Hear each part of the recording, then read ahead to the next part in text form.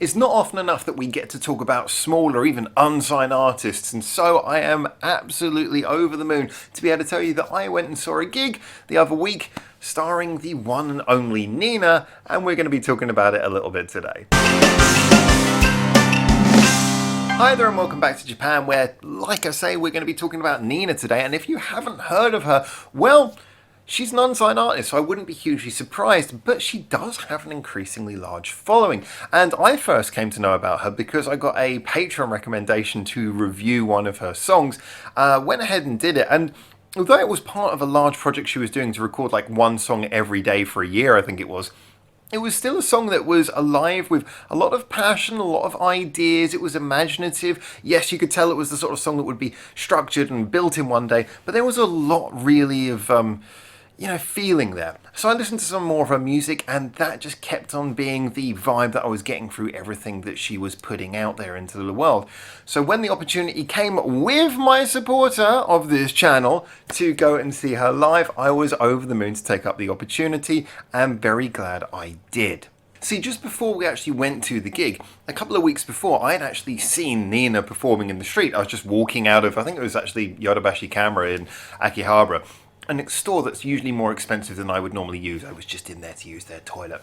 And I was coming out, and lo and behold, I just heard a voice to one side of me singing, and I thought, this is familiar. Turned around, and there she was performing. And considering the number of musicians you see on the streets around areas like Akihabara, Ueno, Shinjuku, it's really amazing that just the sound of her voice was enough to immediately make me clock on to, oh, I recognize that. Turn around and see her, and this is someone who I'd only reviewed once a few months previous. So clearly her whole style, her whole persona really comes across, and that was something that I was looking for and hoping to see in the show. Now, what was interesting though is that the ever acoustic guitar holding Nina was going for something of a different, bigger feeling for this show.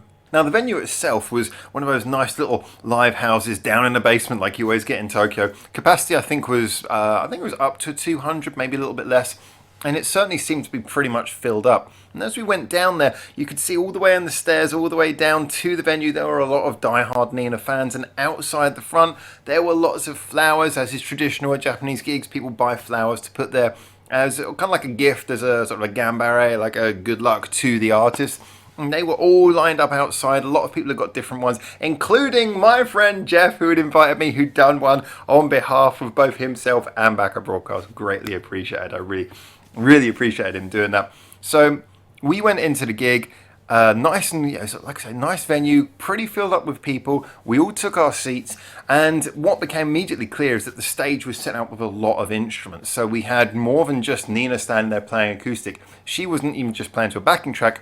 She had a band, and the band that came out were, well, they were really quite something. We had a keyboardist who was just playing some really interesting, very jazzy, very freeform stuff. And the bass guitarist was on point. The guitarist himself, sort of playing some nice blues grooves throughout most of it, but, pretty solid. And the drummer as well, so a real nice touch to what he was playing. The whole setup for me was just it was very nice. It was very sort of welcoming. It was very intuitive. But most importantly, it meant that Nina had the opportunity to sing without holding the guitar. And as anyone knows who has done singing and holding guitar, yeah, it's a great thing to do. But if you really have a big voice and you want to let it all out, you don't really want something resting on your body. Now, like anyone who was really wanting to play a live show and show that they had more intention to be something bigger than just another busking musician, which I think had been kind of proven already by Nina's very interesting online presence and like projects like the one I said where she was doing a song every single day,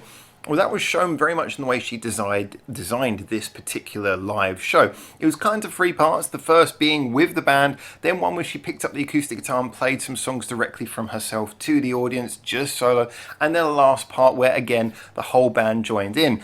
And I have to be honest, that whole design worked really well, and she certainly was not short for songs to play.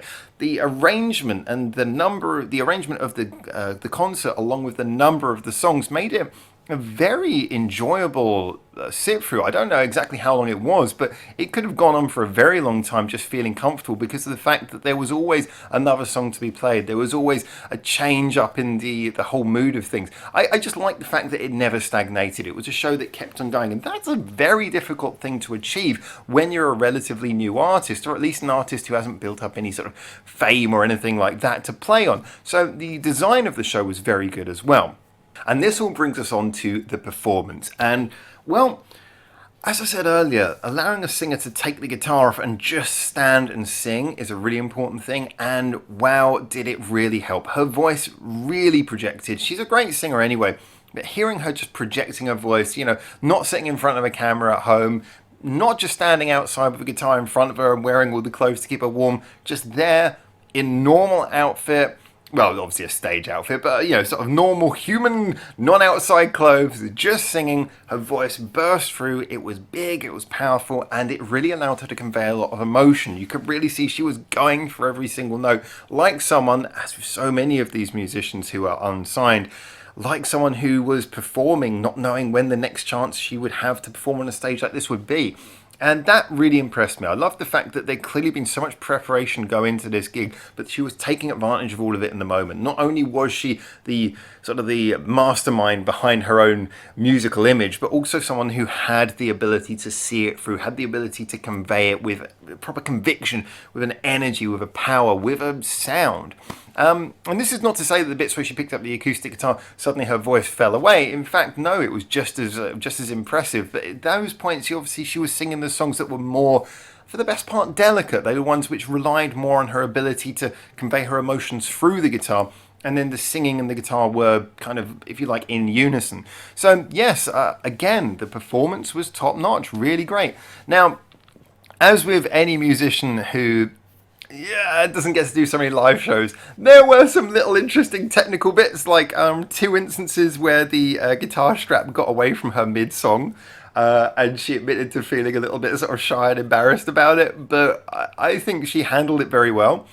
Different people handle that sort of thing differently. Some people would completely crumple under that kind of situation. Some people would play it off for a laugh, but she just kind of smiled, sort of gave a sweet little apology to it, and then just went back and picked up the song from where she was and carried on. Interestingly, carried on with just as much conviction. It wasn't like she felt awkward after that point. She picked herself back up, kept on going. I do recommend strap locks, though.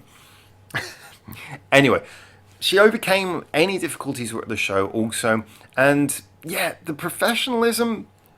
Of course, there were always going to be teething problems, but the professionalism that she showed in her approach and making sure that the whole concert went off without a hitch was absolutely fantastic. So after this, we left. We had like a big queue of people outside go in and say hello to her, where she was sort of signing things and selling merchandise at her merchandise table. Wonderful personality, as we've sort of noted before. It's just lovely to see her. She stayed and took some pictures with us. Very lovely personality, clearly has a real group of loyal fans. And it was interesting talking to her fans as well, sort of a proper community of people who've seen her live, who've just got to know her through her lovely persona and presence. And yeah, it was just a very wonderful, homely experience. And it's nice to see an artist who both has a community of fans who are very close to her, but also seems to be spreading out and grabbing other people, seems to be able to go a little bit beyond just sort of having her immediate friends at a gig, but seems to have brought other people into her orbit. And that was the feeling that I got from this whole Nina show. It was ambitious, it was very professional, there were wonderful songs, there was a wonderful sense of a community, but there was also a feeling of ambition. It wasn't complacent, but it was confident, and it was very, very just heartwarming to see a show like that. I think it goes without saying that if you've seen a lot of unsigned artists play live, as I have, you see a lot of gigs where you go, that's great, but I don't know, they've got a lot of work to do, or they're not quite there, or, it's, there's nothing really that makes them special.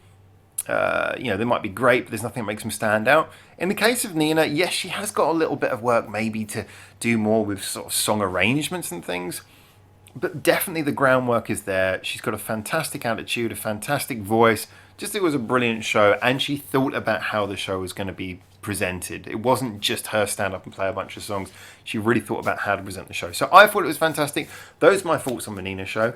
I do recommend you go and check her out. I'd ask you what you think, but you guys weren't at the show, unless it's Jeff. Hi, Jeff.